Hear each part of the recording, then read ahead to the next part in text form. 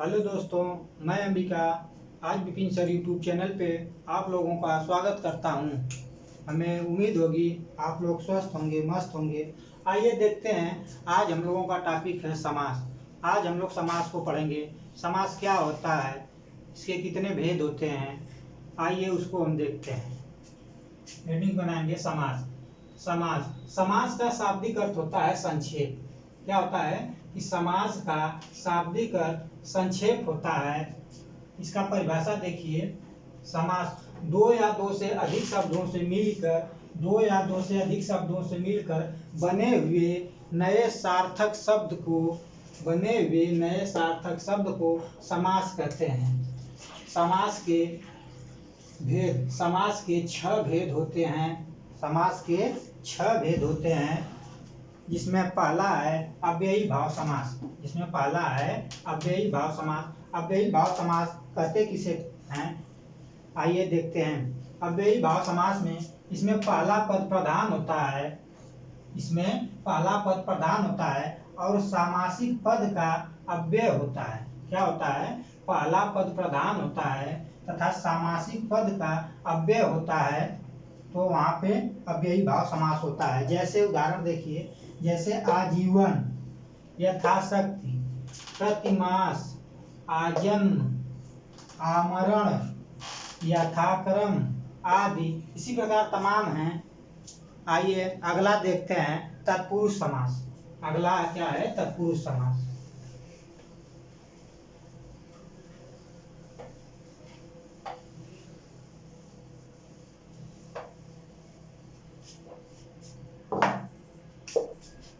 अगला क्या है? तत्पुरुष समास।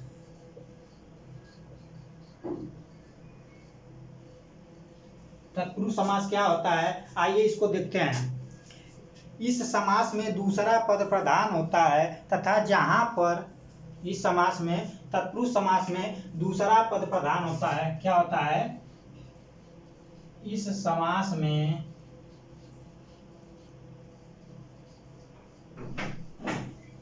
दूसरा पद प्रधान होता है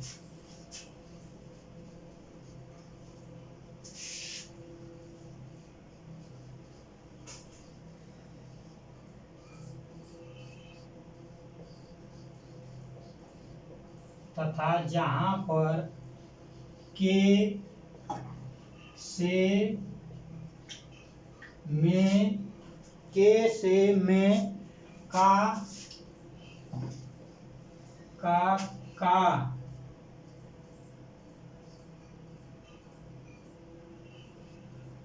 बोध हो, वहां तत्पुरुष समास होता है।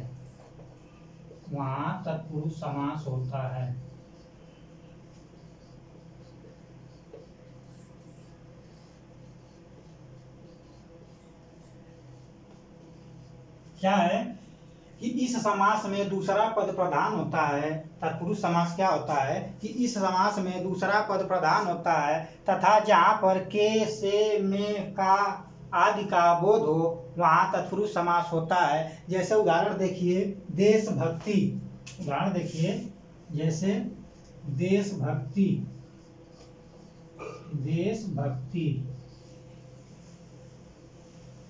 इसका विच्छेद करेंगे तो क्या होगा? इसका विच्छेद करेंगे तो क्या होगा? देश के लिए भक्ति। देश के लिए भक्ति। अगला उदाहरण देखिए, मन चाहा।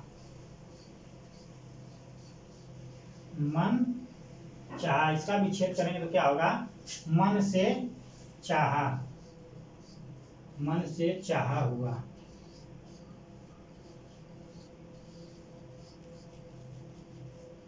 अगला उदाहरण देखिए, कवि श्रेष्ठ।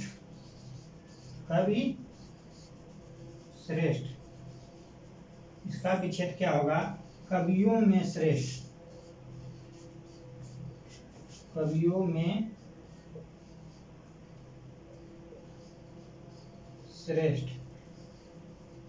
देखिए यहाँ पे के का बोध हो रहा है, यहाँ पे से का बोध हो रहा है, यहाँ पे में का बोध हो रहा है। अर्थात हम कह सकते हैं कि जहाँ पे के, से, में आदि का बोध हो वहाँ तत्पुरुष समास होता है।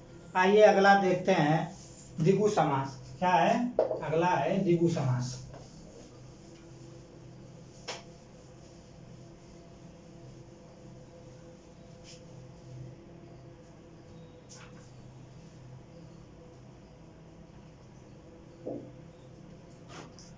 अगला है द्विगु समास। क्या है?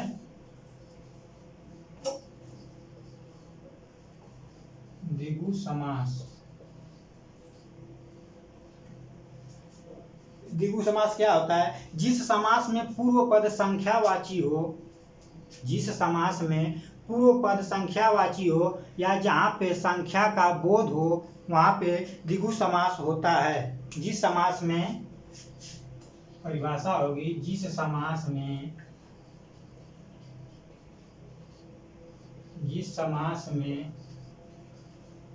पूर्व पद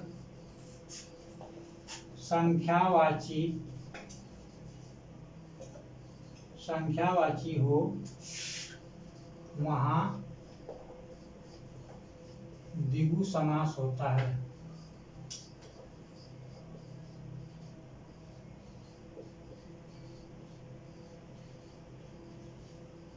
जिस समास में पूर्व पद संख्यावाची हो वहाँ द्विगु समास होता है। तथा जहाँ पे समूह का बोध हो, जहाँ पे संख्याओं के समूह का बोध हो, अर्थात लिख सकते हैं तथा जहाँ पर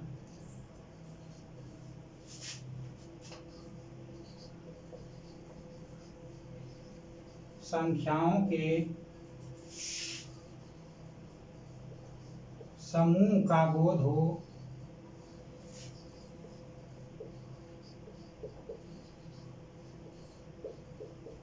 वहाँ द्विगु समास होता है। वहाँ द्विगु समास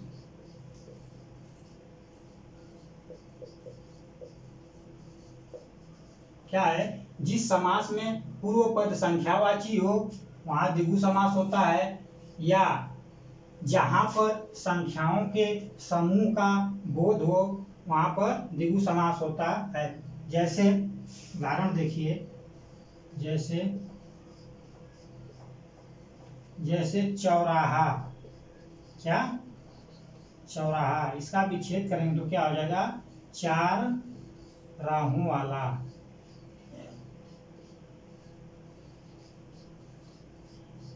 अगला उदाहरण देखिए, नवग्रह। क्या?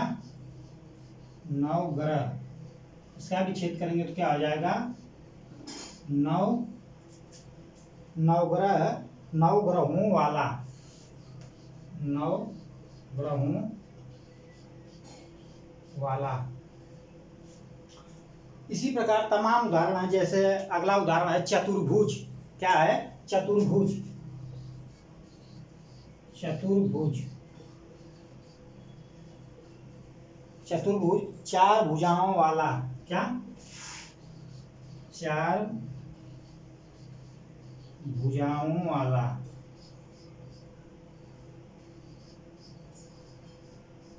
देखिए यहाँ पे संख्या का बोध हो रहा है। चौराहा में चार राहों का बोध हो रहा है। नवग्रह में नवग्रहों का बोध हो रहा है। चतुर्भुज में चार भुजाओं का बोध हो रहा है। तो अर्थात हम कर सकते हैं कि यहाँ पे द्विगु समास है। आइए अगला देखते हैं बहुब्रीहि समास। अगला है बहुब्रीहि समास।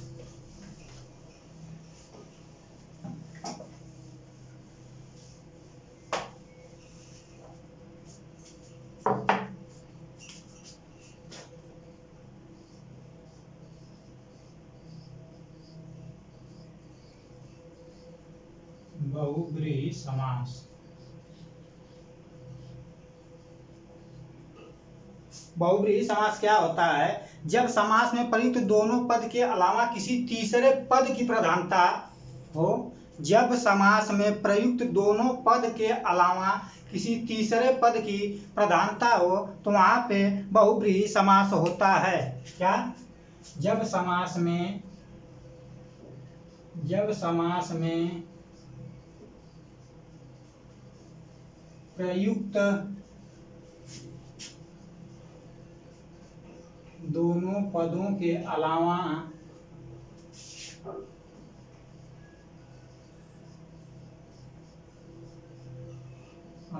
किसी तीसरे पद की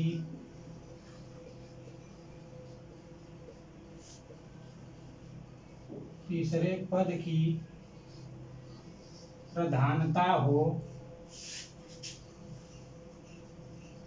वहाँ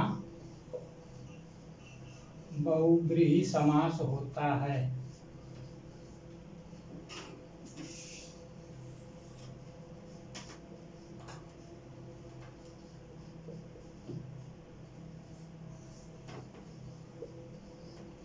क्या है? जब समास में प्रयुक्त दोनों पदों के अलावा किसी तीसरे पद की प्रधानता हो तो वहां पे बहुब्रीहि समास होता है। जैसे दशानन, जैसे उदाहरण देखिए, जैसे दशानन, दस है आनन जिसकी, दस है आनन जिसके, अर्थात रावण। क्या? अर्थात रावण। अगला उदाहरण है त्रिनेत्र। क्या है? त्रिनेत्र। त्रिनेत्र, तीन हैं नेत्र जिसके,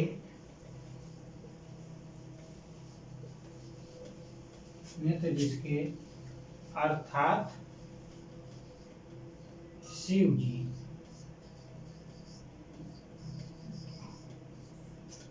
अगला उदाहरण है नीलकंठ चक्रपाणि। अगला उदाहरण है नीलकंठ। क्या?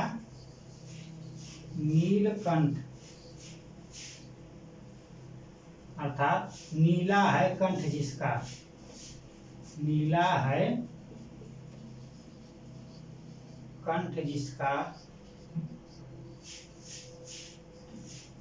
अर्थात शिव जी, अर्थात शिव जी। अगला उदाहरण है चक्रपाणि। क्या? चक्रपाणि आदि। इसी प्रकार ढेरों सारे उदाहरण हैं। ये है बहुब्रीहि समास। अब अगला समास देखेंगे हम लोग। अगला समास हम लोगों का होगा कर्मधारय समास। अगला समास है कर्मधारय समास। क्या है? कर्मधारय समास। कर्मधारय समास क्या होता है? जब किसी विशेषण और विशेष का अथवा उपमान और उपमेय द्वारा सामासिक पद बनता है। जब किसी विशेषण और विशेष का अथवा उपमान और उपमेय द्वारा सामासिक पद बनता है तो वहां पे कर्मधारय समास होता है। जैसे उदाहरण देखिए, मृगनयनी, मृग के समान नयनों वाली, चंद्रमुखी, चंद्र के समान मुखों वाली, परमानंद, परम है जो आनंद, नील कमल, नीली है जो कमल। क्या? कि मृग नयनी, मृग के समान नयनों वाली, चंद्रमुखी, चंद्र के समान मुखों वाली। अगला है नील कमल, नीली है जो कमल, परमानंद, परम है जो आनंद। अगला है द्वंद्व समास। अगला क्या है? द्वंद्व समास।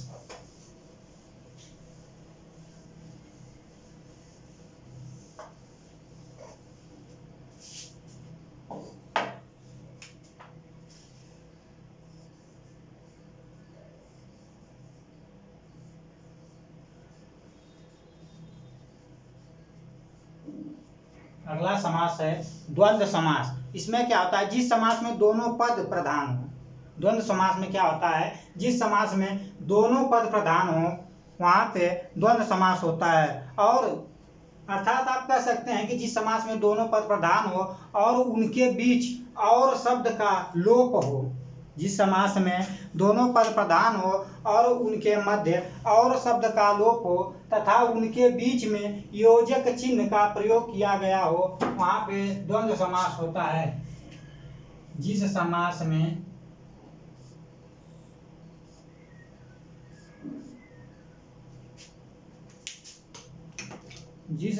में दोनों पद प्रधान हों, जिस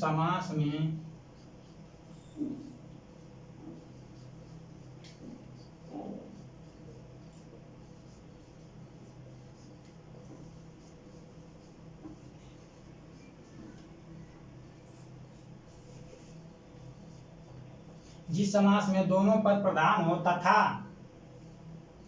तथा और शब्द का लोप हो तथा उनके मध्य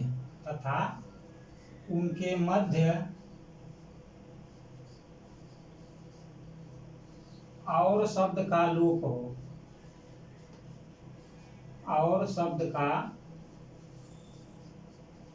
हो या योजक चिन्ह लगा हो, लोप हो या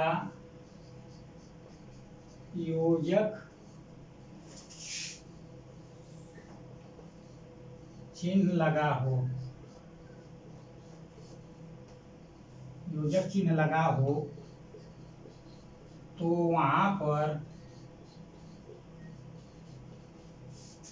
पर द्वंद्व समास होता है। क्या होता है? द्वंद्व समास होता है।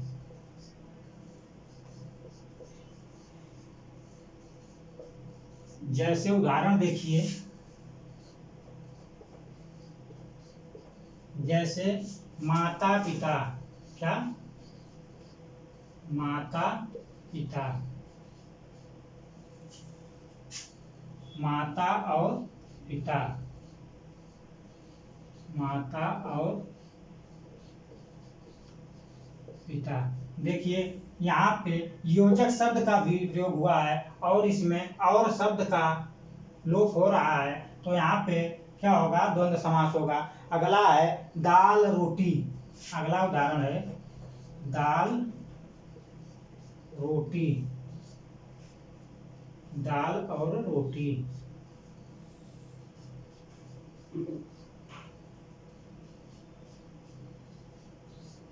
अगला उदाहरण है वेद पुराण।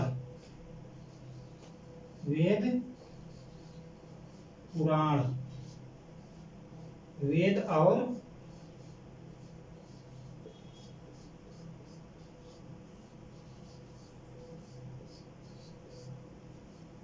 क्या होता है? द्वंद्व समास। जिस समास में दोनों पद प्रधान हो तथा उनके मध्य और शब्द का लोप हो तथा योजक चिन्ह हो वहां पे द्वंद्व समास होता है। जैसे माता पिता, माता और पिता, दाल रोटी, दाल और रोटी, वेद पुराण, वेद और पुराण।